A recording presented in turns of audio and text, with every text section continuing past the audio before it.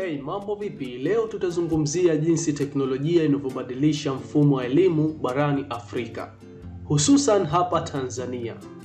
Fursa mpya zinakuja kupitia e-learning na programu za elimu. Twende pamoja kuweza kujifunza. Kwanza kabisa, hebu tuangalie e-learning ni kitu gani. Hii ni njia ya kujifunza mtandaoni inayowapa wanafunzi fursa ya kupata elimu popote walipo.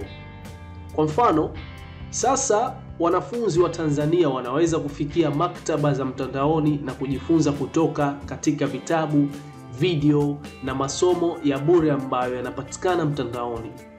Hii inawasaidia wale wanaoishi maeneo ya mbali ambapo shule hazipo au rasilimali ni chache sana. Pia kuna programu za elimu ambazo zinasaidia kuboresha masomo. Programu kama Quizlet na zinafanya wanafunzi kujifunza kwa njia ya kucheka na kufurahisha. Kwa kutumia maswali ya kujifunza na majaribio mbalimbali, wanafunzi wanaweza kujijenga na kujiamini zaidi.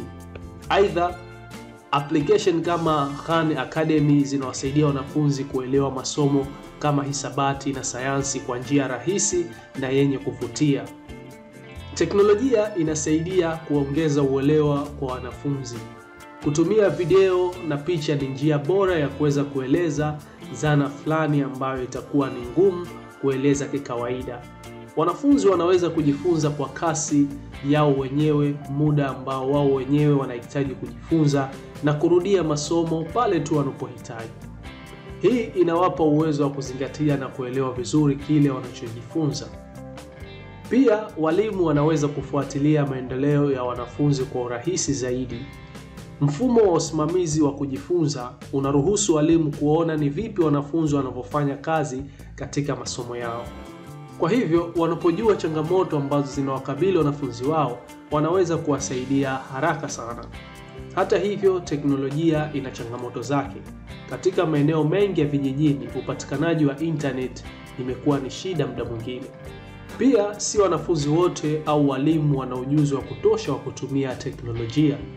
Hii inahitaji juhudi zaidi ili kuhakikisha kila mtu anafaidika.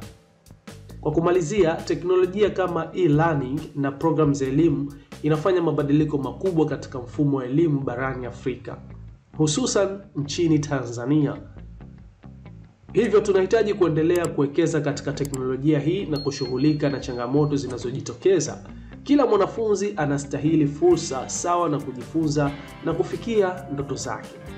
Endelea kufuatilia chaneli yangu hii ya YouTube kuweza kupata dondoo na mafunzo mbalimbali ambayo yamejikita katika teknolojia na nyanja nyingine tofauti. Asante sana, like video hii, share na wengine nao wapate kujifunza kuhusiana na elimu mtandaoni, na vile vile usiache kuweka maoni yako kama kuna lolote lile ambalo unahitaji kuweza kuchangia katika video hii.